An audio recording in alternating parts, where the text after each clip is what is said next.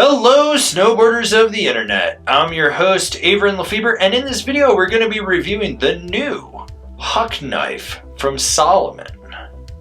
That's right, got a little bit of an overhaul this year. This board features Salomon's quad camber, which is basically Camber 2.0 with a very small rocker zone in the tip and the tail, so you get that load, snap, and pop of traditional camber underfoot, but you have this tiny little rocker zone that just elevates the contact points a little bit, so it takes away some of that edge bite that you might feel out there, as well as giving just like a tiny little flex point for pressing and playing around. This board is available in 148, 152, 155, 158, 162, 155 wide, and 158 wide. I rode this board at Copper Mountain on a sunny bluebird day. There was warmer temps, zero wind. You had chop, chunder, slush, perfect corduroy, great hero snow.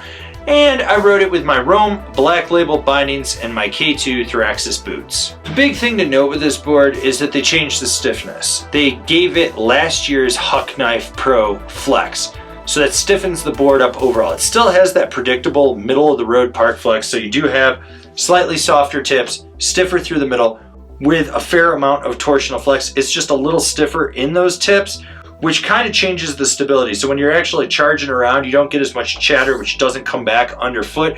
So you're getting less leg fatigue at the end of the day. It makes it just a hair more of a damp ride, even though it's very lively and reactive.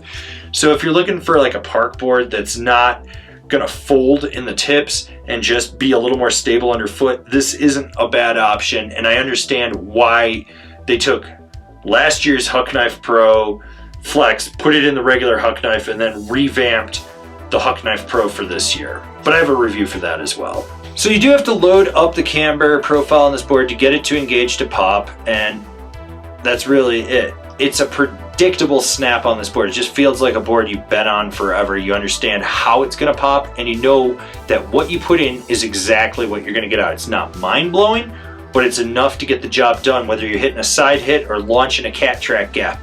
It'll boost when you want it to boost, and it can be laid back when you want it to be laid back. Now, when it comes to jumps, by stiffening this board up, it gives it more spring off the lip. So it actually makes it a little more versatile on a jump, in my opinion. It's just better for setting down. It's better for getting you up in the air. It just boosts a little bit harder and a little bit higher. This board does have that little micro rocker zone in the tip and the tail, and you can utilize that to your advantage when you're buttering, but it's so small, most people probably aren't going to feel it. So you end up just more or less having to get your weight outside the nose or the tail. You're kind of manhandling it to get it to do what you want it to do.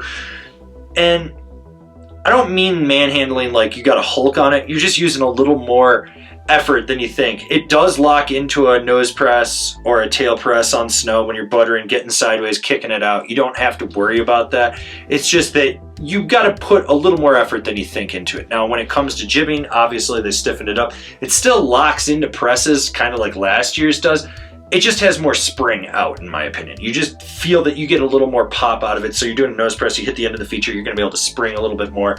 Same thing with a tail press. When you go sideways, it cradles right around, but it doesn't fully clap out. You feel secure. You know that you're going to be able to slide right through the feature and not have to worry about it. While the edge-to-edge power transmission on this board is smooth and fluid, there are limitations to it. There are just things you've got to understand that it has some shortcomings. So one, if you're on sheet ice, stay light on your feet. It just does not grip as well as other side cuts out there. You start to notice that you've got to be light, you've got to compensate for these shortcomings. Two, if you really drive hard from the center of the board back through the tail, like I'm talking full-blown laying it over, it can kick out on you. It'll just happen. The best way I can sum up this board is hard park carves, where you're setting that edge in, maybe going around a feature or some stupid fat skier that fell in your way, and you just got to get around them. It's going to be fine. It's when you try to lay it over into Euro carve territory, it kicks out. It just can't handle it. So those short, tight, quick carves where you're setting up, going into a feature, or those medium, swoopy carves, totally fine. Even a hard park carve. It's just the deep, aggressive ones.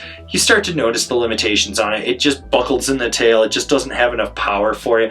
And that's probably where you'd want to go to the Huck Knife Pro instead, just because that's got a little more rigidity to it. But overall, It's not a bad board when you're in the right snow conditions. I think if you're riding straight sheet ice, you may want to look at something else. So who's this board for? The park rider that likes a little snap out of their deck. So one of the things I like about this board is that they took the Huck Knife Pro Flex and put it in the regular Huck Knife. I think you really couldn't differentiate too much between the Huck Knife and Huck Knife Pro last year, and now you really can. But by stiffening it up, it gives it a little bit more power, a little bit more snap. It's still a very approachable park board.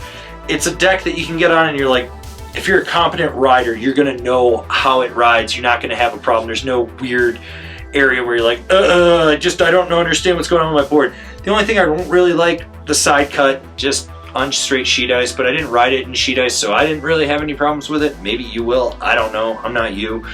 Overall, I actually really do like the Huck Knife. Comparable boards, the Ride Zero, the Battalion Evil Twin, the Capita Outsiders. Comparable bindings, the Salomon District Pro Team, the Rome Katana, the Ride C8. This has been my review of the Salomon Huck Knife. Do you agree? Do you disagree? Do you own one? Are you gonna buy one?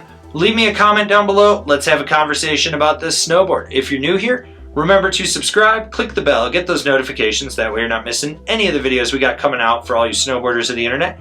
And if you really like what we're doing over here and you want to support us further, swing on over to Angry Snowboarder VIP and become a member. Sure, I could tell you more here, but I got a video over there that explains it so much better.